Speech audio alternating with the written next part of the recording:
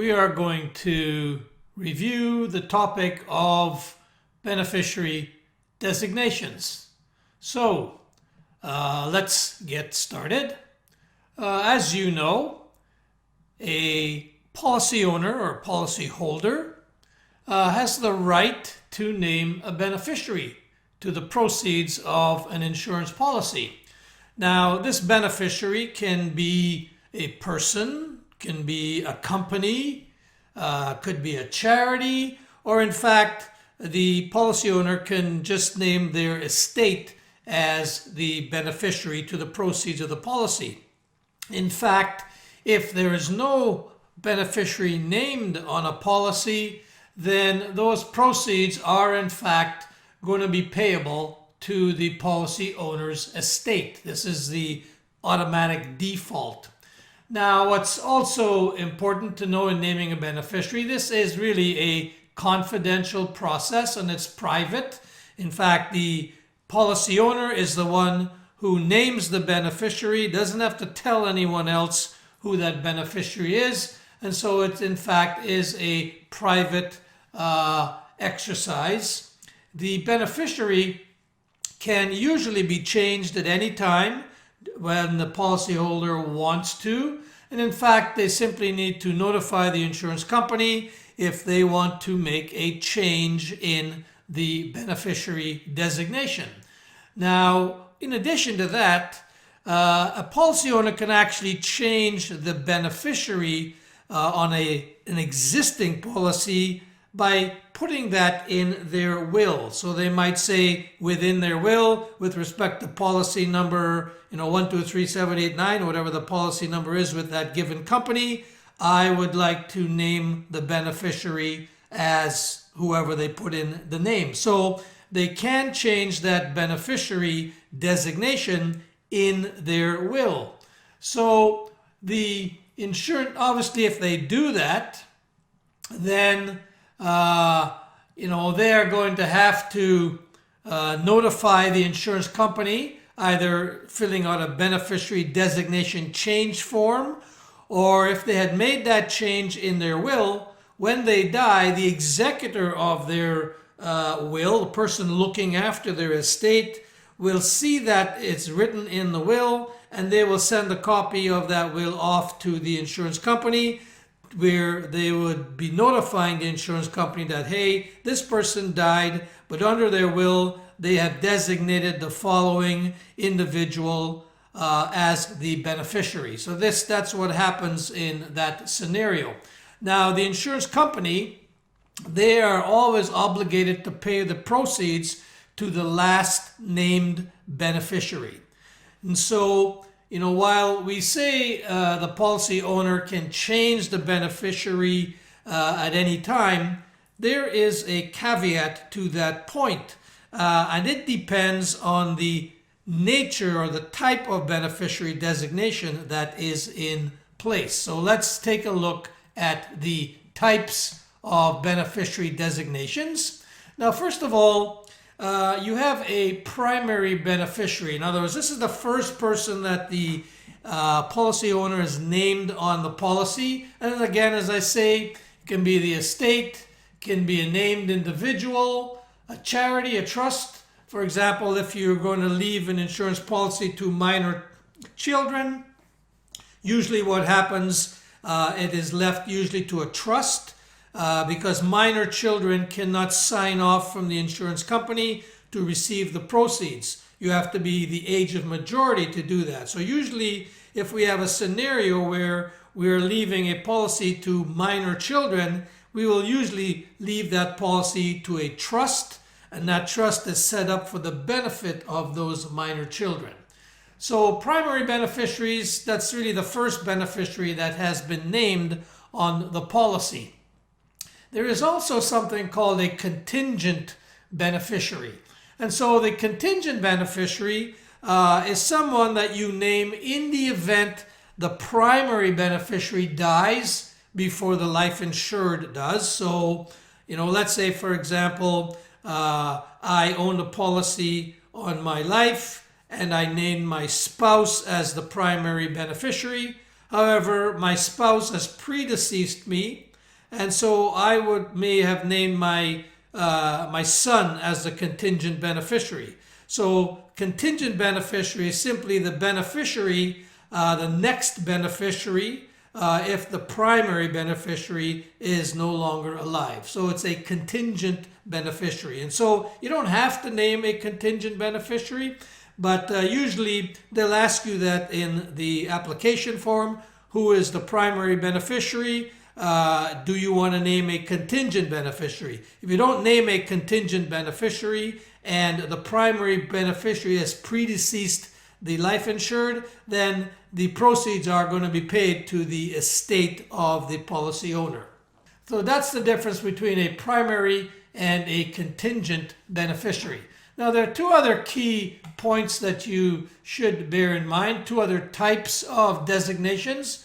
One is the revocable beneficiary designation. So a revocable beneficiary designation is a type of beneficiary designation that can be changed at any time by the policyholder. So the policyholder at any point in time can go and make a change. They don't have to notify the existing beneficiary. They simply are the owner of the policy. They have all the rights to go in and make a change to that beneficiary at any time.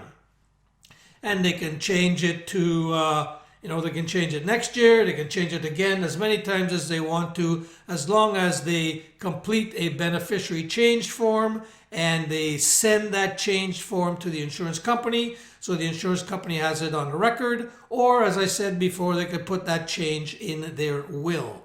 Now, the other type of key beneficiary type of designation is an irrevocable beneficiary. So an irrevocable beneficiary, if you name someone the irrevocable beneficiary, you are going to require their consent to change that beneficiary. And so you can't just go about and change it. You have to go to that person and say, look, I no longer want to name you as the as the irrevocable beneficiary. I want to change that to someone else. And you're going to have to get that person's approval.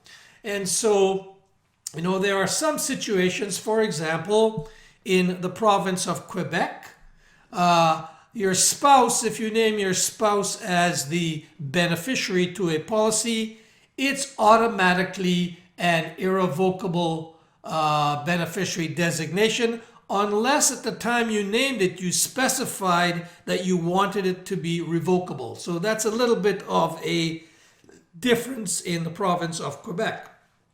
Now, why would I want to name someone an irrevocable beneficiary?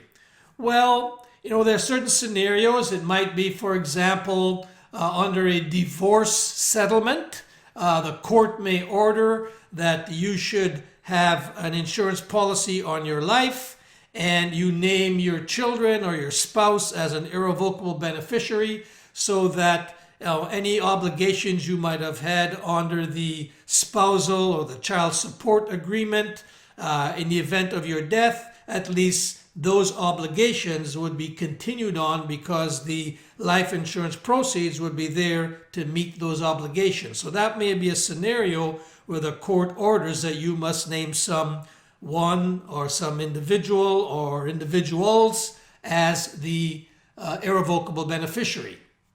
There may be a situation where, to protect the proceeds of your insurance policy from your creditors, you might name a beneficiary. Now, in some provinces, if you name a revocable beneficiary, the proceeds are in fact protected from creditors. Others may be a situation where you may have to name an irrevocable beneficiary to primarily guarantee that. So it depends on the province and the situation. So that may be another scenario where you may want to name an irrevocable beneficiary. Or it might be part of a tax planning strategy, maybe for charitable giving. You own an insurance policy and you want the proceeds to go directly to a charity that you have selected, and in fact you may name them the irrevocable beneficiary. So there are some situations where the naming of an irrevocable beneficiary is applicable. what do you have to remember? Well, you have to remember that when the client names someone an irrevocable beneficiary, then you need the consent of that person to change it. It doesn't mean you can't change it, but you need their consent to change it. Now, when we have our beneficiary designation as our estate, so if we've named our beneficiary our estate, we need to keep in mind that the proceeds of the insurance policy will now be part of our total estate. And when we submit our estate and our executor gathers all of our assets together, then the money from the insurance policy is going to be part of our estate. It'll be part of the total of our estate that, the executor is going to submit that estate for probate fees to probate court, where the probate court, which is a provincial court, they basically will look at the submission from the executor and say to the executor, yes, we agree that you are the executor of the will. We agree you have the right to gather in all of the client's assets, and you have the right to pay off all of their debts, and you have the right to distribute the assets as per the client's will. So most executors will submit an estate to probate court, so they get the approval from probate court to go ahead and execute or distribute the will. And so there's a fee and a charge for that, but executors usually do this because it covers their personal liability. They're liable to make sure everything is done according to the client's will, and when they submit the estate for probate, that basically covers them off, that they have in fact are the rightful executors. This is in fact the last will, and so most executors will submit the assets to probate court. You have to pay a fee for that. And the point I'm making here is that if your insurance proceeds are payable to your estate, it's going to be included in the total of your estate for the probate fee calculation. If you have named a beneficiary, whether that beneficiary is revocable or irrevocable, if it is someone other than your estate, then that money passes directly to that individual and doesn't fall into your estate for probate purposes. So, a bit of a review here. As I said, revocable can be changed at any time by the policy owner. Irrevocable, you must have the consent of that irrevocable beneficiary to change it. And in fact, by naming someone the irrevocable beneficiary, you are really giving up some of your ownership rights. So what rights are you giving up? Well, if you have to surrender that policy, you want to surrender the policy, you also need that beneficiary's consent. If you want to assign the policy, let's say you're going to assign it as collateral for a loan or for some other reason, you're going to need your irrevocable beneficiary's consent. If you want to take out a policy loan, you're going to need their consent.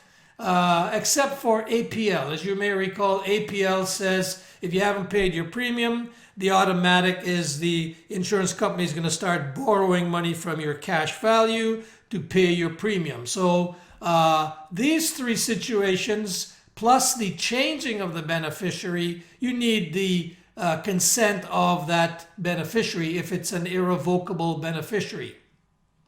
You cannot, by the way, appoint an irrevocable beneficiary in your will. So you can only appoint a revocable beneficiary in your will. And what is it, in fact, are there any rights I have that I can go ahead and I don't need the consent of the beneficiary if it's an irrevocable beneficiary? Well, you don't need the consent of that irrevocable beneficiary if you want to receive policy dividends. So obviously, if you had a participating whole life policy, you can change the dividend option. You can determine whatever you want to do with that dividend option. In addition to that, if you wanted to change your policy to a reduced paid up or an extended term insurance. So in other words, these are the non-forfeiture features of a policy. Again, you can select those without having the consent of that irrevocable beneficiary. In addition to that, if you decide, if the policy lapses, you've decided not to pay premiums any longer, and the policy lapses, then that's fine also. You don't need the beneficiaries, the irrevocable beneficiaries' consent to stop paying premiums for the policy. But again, make sure you don't get allowing the policy to lapse confused with you going out and surrendering the policy. So I would say make sure you understand which of these features or consents that are required if you appoint someone as the irrevocable beneficiary. So let's sort of summarize this. So there obviously are advantages to naming a beneficiary. And so, you know, it's simple, it's easy. If you name a beneficiary, the insurance company simply pays the proceeds directly to that beneficiary, and it doesn't form part of the deceased estate. Usually once the death certificate and the claims form is completed and sent to the insurance company, they will usually pay that death benefit, the proceeds, fairly promptly. So there isn't a long wait period once they have all the required information. This is also important in that it's a private matter between the beneficiary and the insurance company. And so the insurance company only deals directly with the beneficiary. No one else in the estate needs to know that this insurance policy was paid to that beneficiary. It's in fact a private matter. Now, in addition to that, one of the advantages is that the proceeds of that insurance policy are paid directly to the beneficiary and the policy owner's creditors. Now, as if that policy owner had owed money to someone, maybe they had a mortgage, maybe they had a personal loan of some sort. That creditor, the person they owe money to, cannot go after those proceeds because those proceeds belong to the named beneficiary. So that's a big advantage of naming a beneficiary. And the last point on the slide here is that, rarely do you have challenges to this issue. In other words, rarely do people go to court and say, hey, that person is not the beneficiary, I'm the beneficiary, or challenge that designation. Not that it never happens, but it tends to be a rare event. So some, pretty significant advantages to naming a beneficiary. Does that mean I should never name my estate the beneficiary? Well, that's not necessarily true. There are situations where the estate may need liquid cash. So maybe under the will of the client wants to leave a cash donation, maybe to a charity, or the client wants to pay off a debt of some sort, or they want to pay off a mortgage. So there's a requirement for liquid cash in the estate. And so by naming the estate the beneficiary, then the executor of the will would have money available to, in fact, clear off their debts or obligations. They may need liquid cash to cover funeral expenses or special bequests, as I indicated.